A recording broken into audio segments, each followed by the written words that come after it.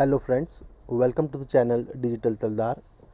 फ्रेंड्स, आज हम आपके लिए एक नया वेब बैनर या कह सकते हैं कि एक नया इंस्टाग्राम बैनर हम आपके लिए लेके आए हैं, हमने डिज़ाइन किया है। और फ्रेंड्स, ये जो बैनर है ये हम एक मोबाइल कंपनी के लिए डिज़ाइन किया है। ये एक डमी बैनर है, तो इसके जो टेक्स्ट हैं वो भी डमी है। तो फ्रेंड्स, इस वीडियो को स्टार्ट करने से पहले मैं आपसे रिक्वेस्ट करना चाहूँगा कि आप हमारे इंस्टाग्राम और फेसबुक हैंडल्स को सब्सक्राइब कर लीजिए, क्योंकि सबसे पहले जो डिज़ाइंस हैं हम लोग उसी पर अपलोड करते हैं, ताकि आपको सबसे पहले हमारे नेक्स्ट वीडियो के बारे में अंदाज़ लग जाए कि हम क्या चीज़ आपको बताने वाले हैं। तो फ्रेंड्स, अब हम स्टार्ट करते हैं और देखते हैं कि इसके अंदर हम क्या क्रिएटिव कर सकते हैं। इसको हमने ट्रेंडिंग बनाने की कोशिश करी है और आज की रिक्वायरमेंट के हिसाब से हमने इसको डिज़ाइन किया है। तो अगर आप भी फ़ोटोशॉप पे काम करते हैं और डिज़ाइनिंग का काम करते हैं अपने क्लाइंट्स के लिए, तो आप हमारे इंस्टाग्राम फेसबुक बैनर्स को आप सब्सक्राइब कर लीजिए और हमारे वीडियोस देखते रहिए। अब देखते हैं कि हम इसको कैसे डिज़ाइन करते हैं।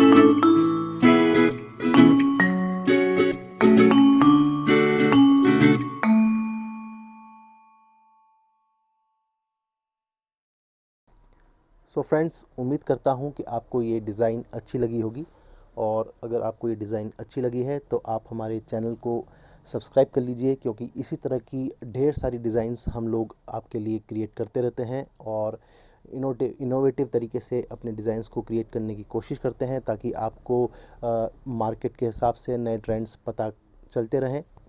तो फ्रेंड्स, उम्मीद करता हूँ कि आप जो है इसी तरह से हमारे चैनल को फॉलो कर रहे हैं और ट्यूशन्स अच्छे से ले रहे हैं और अपने डिज़ाइंस आप क्रिएट करते हैं।